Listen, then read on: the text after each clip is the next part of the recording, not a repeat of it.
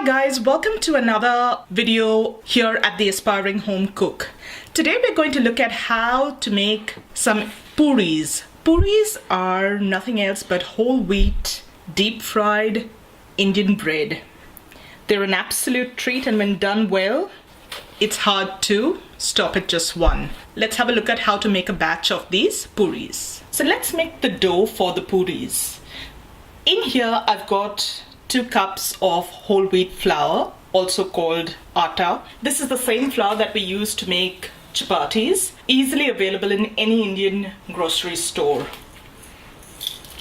I'm going to season this with a little bit of salt. I'd use about a teaspoon salt over here. Just going to make sure that that salt has incorporated. We're going to use some regular room temperature water to make the dough.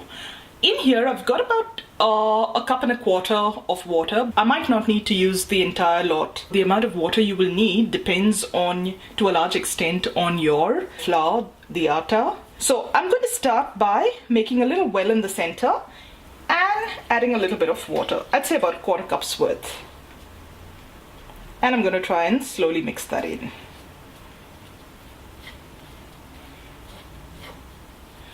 And to this, I'm gradually going to add water as I need it.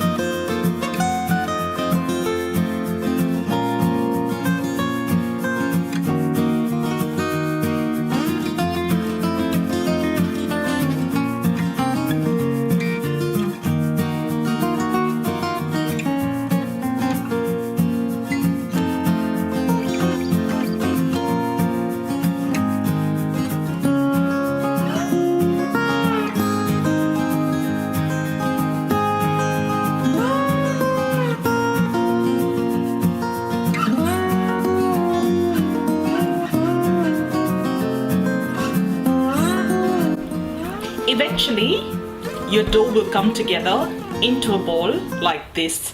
You don't want a dough that's very sticky. You want it to be soft, pliable, but not extremely soft at the same time. If you find that your dough has gotten too sticky, add a little extra flour, just plain regular dry flour, and work that into the dough. I'd start by just sprinkling a little over and add about a tablespoon's worth at a time, and keep working that in based on how soft your dough has gotten and how much you need to use to reach and achieve this consistency. Once it's formed a ball like this, I'm just going to knead it for about another 30 seconds really nice and well.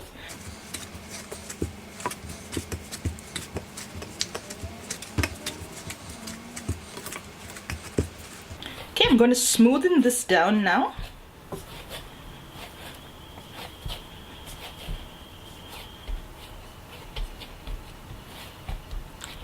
And your dough is ready. I ended up using exactly 1 cup of water. I've got quarter cup left behind in here. So for 2 cups of flour, I ended up using 1 cup of water.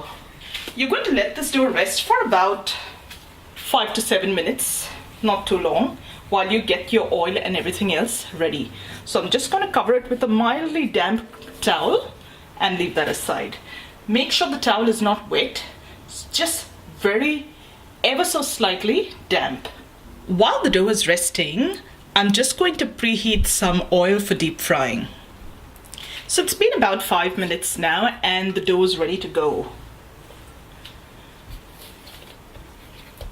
You will notice that it has turned a little softer than what it was when you originally left it, and that's exactly what we're looking for. You're now going to portion it into little balls. There is no hard and fast rule about how large or how tiny you make your portions. The smaller the portion size, the smaller your puri will be. And and the rest is all up to preference. So I'm going to portion a few of these out.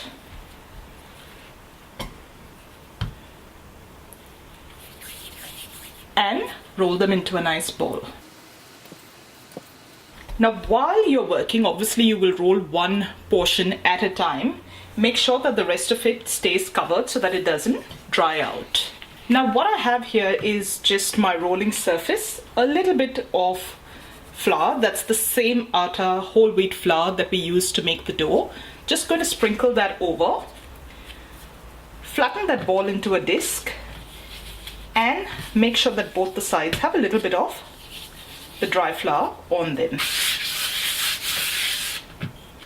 A little bit of the flour onto your rolling pin as well, and we're going to roll it out into a small disc.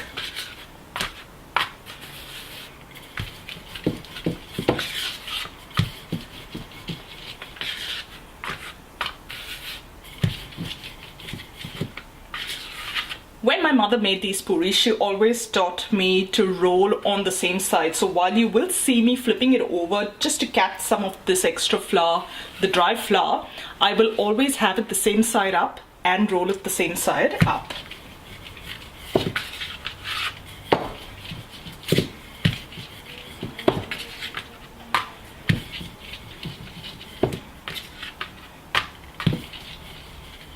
There we have it.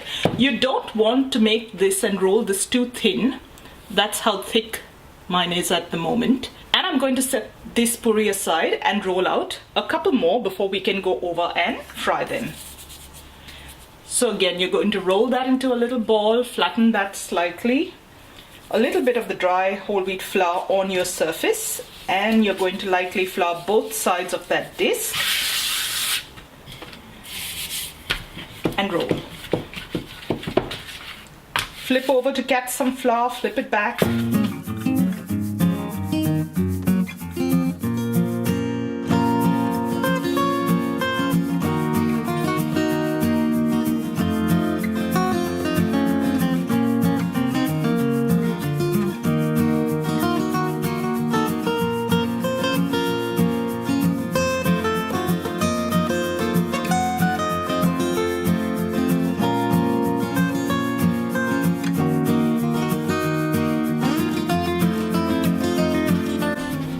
Test whether your oil is hot enough. Take the tiniest piece of dough and drop it into the oil. If you see that it's bubbling and it rises to the surface like this fairly quickly, you know your oil is hot enough. I've got my oil over a medium heat at the moment because you don't want the puris to burn or get too brown too quick. If that happens, that only means that it's browning on the outside, but the dough is still going to be slightly underdone in the center, and that's not what we're looking for.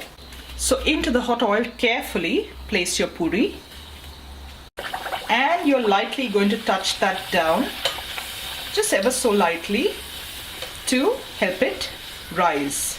And just like that, the puri puffs up. I've made this a few times, all right? This was a dish that was sort of a treat for us growing up. But every time I see that puri puff up and fry, it amazes me.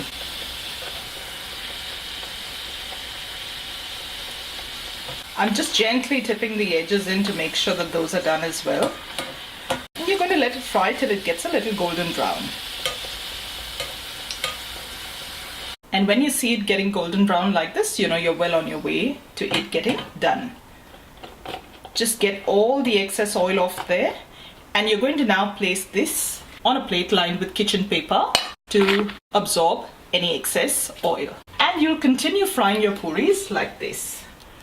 And that's it, guys. That's how quick and easy it is to make a beautiful batch of puris. And we absolutely love them. However, we don't make this very often because they're deep fried. However, when they're made, they always go down a treat. These puris pair really well with a dry potato vegetable stir fry, or what we call aloo ki sabzi, batateachi bhaji. That pairing is called a Puri Bhaji, and I'm going to link the recipe and the video for the potato vegetable in the description box below, as well as up here on the screen. I do hope you like this recipe, guys, and if you've never tried making puris before, I do hope that you give them a try. If you do, I'd love to know what you think of them. If you enjoyed this recipe, don't forget to hit that like button below and subscribe to the channel for more delicious recipes. And I'll see you again real soon. Till then, bye.